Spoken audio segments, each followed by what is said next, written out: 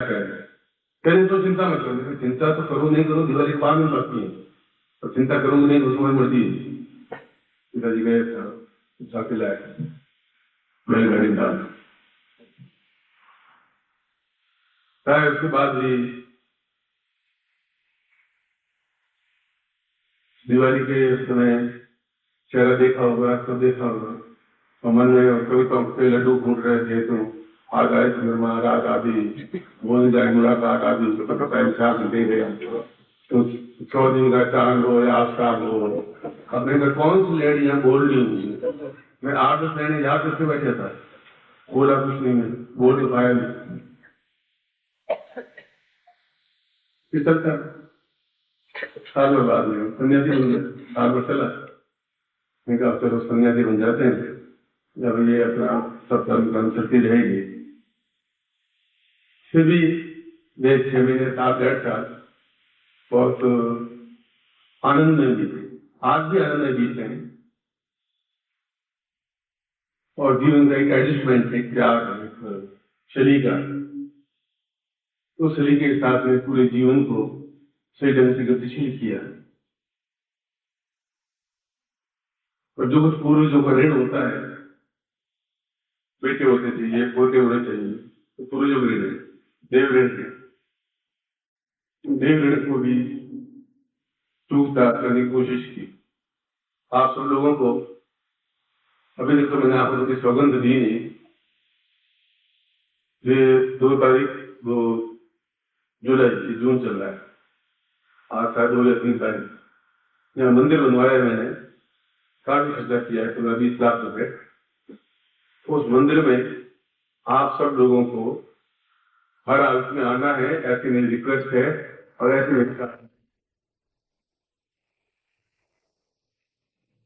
क्योंकि तो नहीं, दूसरी बात है, मैं आज्ञा दूंगा नहीं, हमेशा कहता हूँ तुम्हारी जैसी इच्छा हो, जैसा एडजस्ट हो तो वैसा कर लो, क्योंकि उसमें 1 तारीख को स्कूल खुलेंगी, और 1 तारीख को रवाना होना पड़ेगा, 2 तारीख को फंक्शन है, 1 तारीख को कैसे निकलोगे, वो अपनी बीमार पड़ जाना, टाइफाइड हो जाएगा, तो मलेरिया हो जाएगा, बीमारी कोई ना कोई, तो आपके पास रास्ते बहुत है, दूसरे जो कुछ करने हो आप 1 तारीख को दोपहर को आ जाएंगे।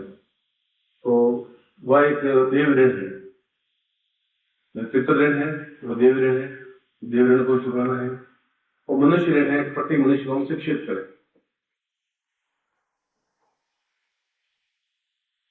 इसलिए पहले मैंने आपको कहा था कि मैं कई मंदिर बनवाऊंगा, कई जीर्णोद्धार करवाऊंगा, और एक बहुत सुंदर भगवान के पास मंदिर बना है, अब एक करीब कंप्लीट हो गया है, और उसमें जब आप आएंगे तो आपको एक बार एहसास होगा कि हम गुरुदेव के साथ में उनके ही पैतृक भूमि में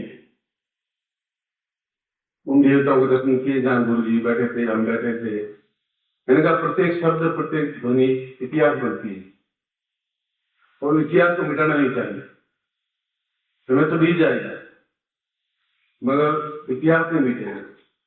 जो कुछ भी घटनाएं जीवन में घटती है, घटती रहेंगी, आपके होने या नहीं होने से। आप हैं तभी दुनिया चलेगी, आप मर जाएंगे तभी दुनिया चलेगी। जीवन को एक आनंदप्रद जीवन कैसे जीना चाहिए यह सीखना चाहिए। इसलिए कहा कि गुरु कहे ऐसा मत करिए, गुरु करे वैसा करिए। गुरु कुछ भी कहे, पर वो क्या कहना चाहते हैं, क्या करना चाहते हैं, कैसे करते हैं, किसी माहौल को कैसे परिवर्तित करते हैं, किस ढंग से गृहस्थ जीवन को भी निभाते हैं, किस ढंग से संन्यास जीवन को भी निभाते हैं, किस ढंग से एक मैगजीन को या कॉमर्शियल साइड को अपनाते हैं, ये सब भी तुम्हें देख लेना चाहिए, समझना चाहिए। और ऐसा होने पर जीवन में खुशहाली, प्रसन्नता, मधुरता, श्रेष्ठता आती है। ये शुरू के शादी के प्रारंभिक वर्ष थे, फिर जीवन में उत्थान आए, पतन आए, ऊंचाई तो बहुत कम आई, पतन ज्यादा आया। हर बार तनाव, समस्याएं, बाधाएं। मेरी एक सौतेली बहन है, एक सौतेली बहन तो यही रहती है, और सौतेली बहन मेरे साथ पैदा हुई थी, उसका नाम तनाव है, और 24 घंटे मेरे साथ ही रहती है, और मैं उसकी परवाह करता ही नहीं। मैं कभी साड़ी ला के देता हूँ, मैं चिंता करता हूँ, जो आएगा अभी देखा जाएगा, अभी काय के लिए रोना है? इस क्षण मोमेंट आएगा वो समस्या, उस समस्या को पूछ लेंगे भाई तुम क्या चाहती। इसलिए कल की चिंता मत करिए, बीत गया वो खत्म हो गया। वर्तमान में हम जीवन में कैसे खुशियां प्राप्त कर सकते हैं उसको याद रखना चाहिए। इस जीवन की इस खुशी को, इस क्षण को हम कल के लिए और बर्बाद नहीं करते। फिर हमारा गांव और इंटीरियर में था डीजर्स, फिर वहां गए, फिर वहां रहे, फिर 2 महीने बाद पाकिस्तान हो गए। पाकिस्तान हो गया तो खबरानी साहब यहाँ थी, कंवर साहब पाकिस्तान में थे। अब कंवर साहब के मर गए, वो तो मर जाएंगे, अब क्या करें, 2 महीने का तो सुहा। मैंने भी सोचा कि कम से कम उसको बचाना चाहिए, मेरे द्वारा मर्द डाल नहीं। आपके पास शादियां करने के लिए बहुत थी, कमी थी नहीं, और एक कर्तव्य था कि भाई इसको भी बचाना धर्म है अपना। तो वहां से 200 किलोमीटर पैदल रेगिस्तान में पार करते हुए यहाँ तो उम्मीद छोड़ रखी थी लोगों ने कि अब हिंदुस्तान पाकिस्तान रोजगार से कटी हुई रहती है, बचेगा नहीं। और मैंने कहा मैं मरूंगा नहीं, मौत कई बार आती है तो मौत मेरे पास पड़ती नहीं, समय आता है और समय की मैं चिंता करता नहीं। जो होना है मुझे एकदम धोखे करना है। जो समस्याएं बाधाएं अड़चने आएंगी वो तो पार्ट ऑफ द लाइफ है, वो तो आएंगी, आप चाहे या नहीं चाहे। लोड़ी पढ़े की शिक्षा की, साथ में रहे और तो साथ में पढ़े के टाइम भी साथ में रहे और जीवन को अपने एक मजबूत इरादे से मस्ती के साथ में ढाला और इस गाड़ी को प्रशंसापूर्वक यहाँ तक ले आया जिसको 98 कहते हैं। और अभी 20-30 साल आपके साथ में हैं तो उस बीच में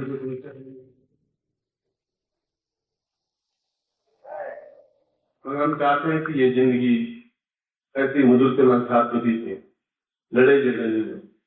जो सहन शक्ति होती है तो लड़ाई झगड़ा नहीं होता। सबसे बड़ा गुण ये पत्नी कहे आप हो रही हो, तो ये ब्रह्म सूत्र है, जो जीवन का निचोड़ है 60 साल का। हो गए तुमने काम किया नहीं, कल कर लेना, ये पूरा ध्यान रखना और टाइम पे जाना। तुम 5 बजे रोज 5:30-6 बजे आते हो, ये गलती है। कल मैं 5 बजे घर में देखना चाहती हूँ, आओ बड़े 7 बजे। हाँ बदली नहीं, पत्नी कहे वैसा करना नहीं है, बस हाँ भरनी हो। ये दूसरी बात है, हाँ भरोगे कहे वैसा करोगे गुलाम हो जाओगे। 7 बजे तो तुम 7 बजे आए, 5 बजे कहा था 7 बजे। ऐसा सज्जी अफसर है, सारा कुछ न घर जाता, सारा रंडी मर गई उसकी। अब मेरे तो बीवी है और टेलीफोन है नहीं, मैं तो बहुत दुखी हूँ। कल मैं 7 साल थोड़ा दूंगा, नौकरी जाए पर मैं 5 बजे यहाँ रहूंगा। नौकरी जाके बच्चे कैसे खाएंगे? तुम कहते लेट हो, मैं तो फंस गया। और तुम सब्जी लेके आई नहीं, सब्जी के बाद चला तुम चली जाए या मैं चला जाता हूँ। जितना दूर रहे अलाय बलाय से उतनी अच्छा। इसलिए कान बहरे होने चाहिए। जिस पति के कान बहरे हैं वो सदा सुखी। खर गुगु मूर्ख पशु सदा सुखी पतिव्रता। एक गधा, एक उल्लू, एक मूर्ख, एक पशु, वो हमेशा सुखी रहते हैं। कोई कुछ नहीं करे, कोई धन्यवाद कुछ नहीं, बस ठीक है। तुम सबसे अच्छी है, श्रेष्ठ है। तुम्हारे जैसे देखी नहीं, बहुत ढूंढा, वंडरफुल बस। तुम्हारे जैसा कोई चीज बनी नहीं है, भगवान ने बनाई नहीं। 2-3 संदेश साथ में आ गए होंगे, मुझे बनाया होगा क्या मक्खन मत लगाओ, मक्खन अमूल का थोड़ी लगा रहा हूँ, ये तो सब मक्खन है लगाया। ये भी करना चाहिए सब्जियों में। और पति को चाहिए कि मार उसके गोदे करते रहते हैं, ताकि वो सांस नहीं ले, ये पति ने करे। कोई भी गलती उसकी निकालनी चाहिए, नहीं निकालोगे तुम्हारी विशेषता क्या करेगा। नहीं जुटती, कुछ नहीं होता, आप बेहोश हो गए।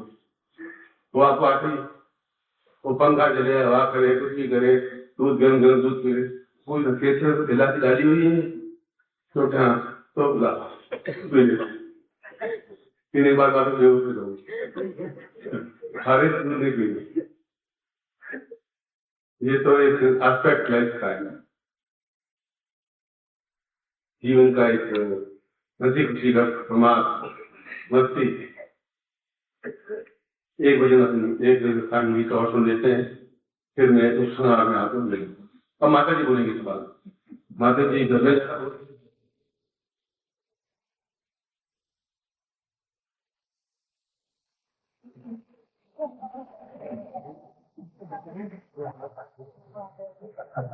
अरे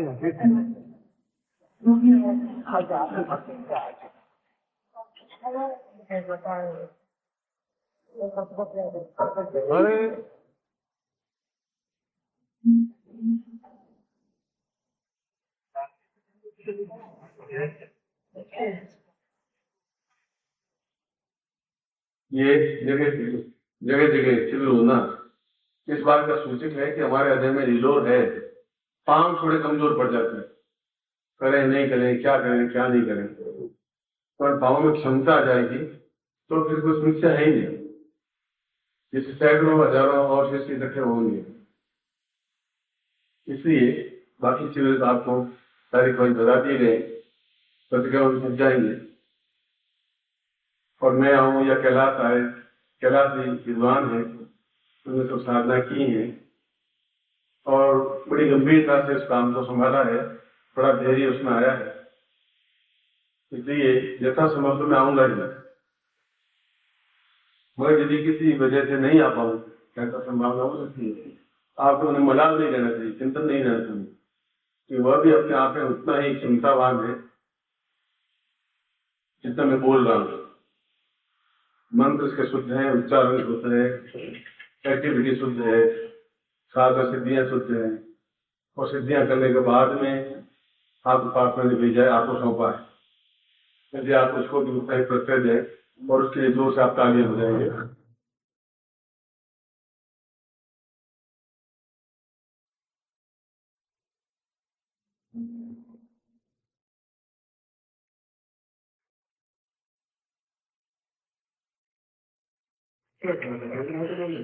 ताली बजाने के आप बोल रहे हैं।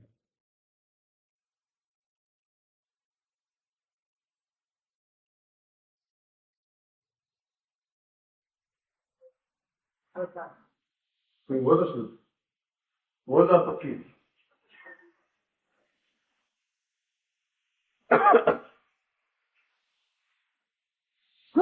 आज का शिविर समापन यहीं पर करते हैं, चंद स्पर्श होंगे और आपकी सबसे घटिया काम चंद स्पर्श के टाइम होता है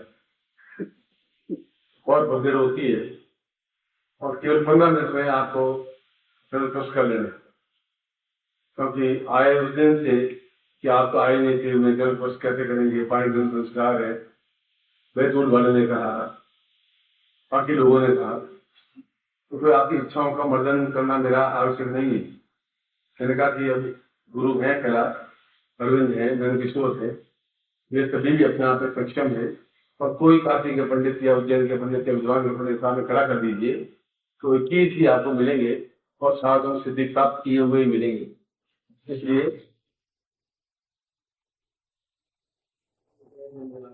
दमन नहीं करना चाहता, मगर मैं ये भी चाहता हूँ कि चरण स्पर्श का मतलब है उन्हें टच किया तो जवान हो गए। पहले इस साइड के जो बाहर बैठे हुए वो आएंगे, चरण स्पर्श करेंगे, रवान हो जाएंगे, बीच में रुकेंगे नहीं। इस साइड के जो बैठे हुए बाहर वो आएंगे, फिर बंद हो गए।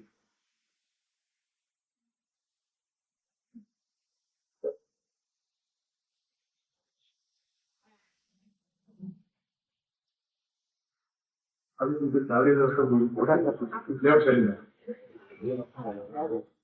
आप देखें तो चित्र भी बना देते हैं, कभी क्या बना देते हैं, उनका खेल निराला है।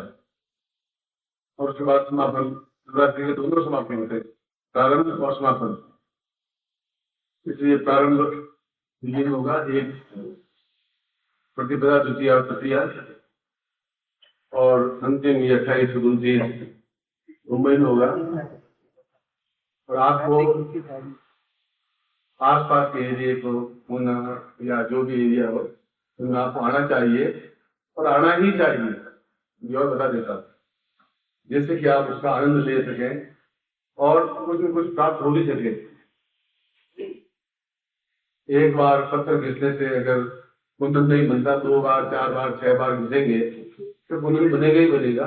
और आप योग्य हैं और आप उस योग्यता तक पहुंच चुके हैं कि जहाँ भी गुरु जी होंगे, जहाँ भी शिविर होगा, वहां पे पहुंचना ही है। यही आज्ञा है। तो मैं जो कुछ मैंने अभी 2 जून को बताया, 2 जून को यहाँ पर मंदिर की प्राण प्रतिष्ठा है, 2 जुलाई, और बाकी ये शिविर है समापन करना। मैं एक बार फिर आप सबको आशीर्वाद देता हूँ और तालियों के बीच सबको आशीर्वाद देता हूँ।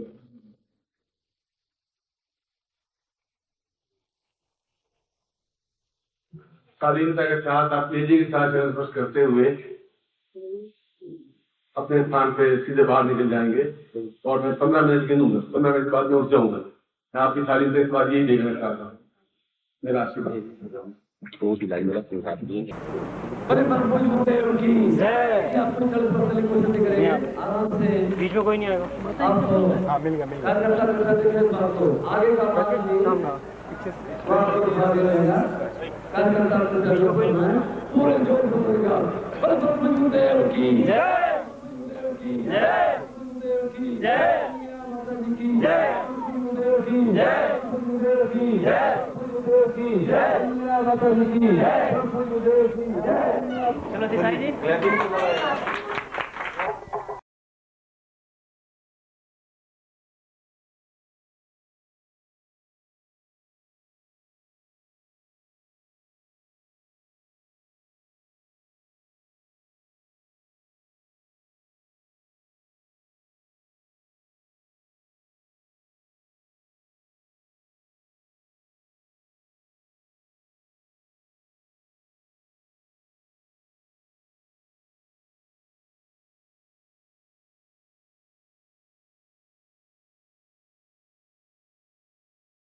नमस्कार।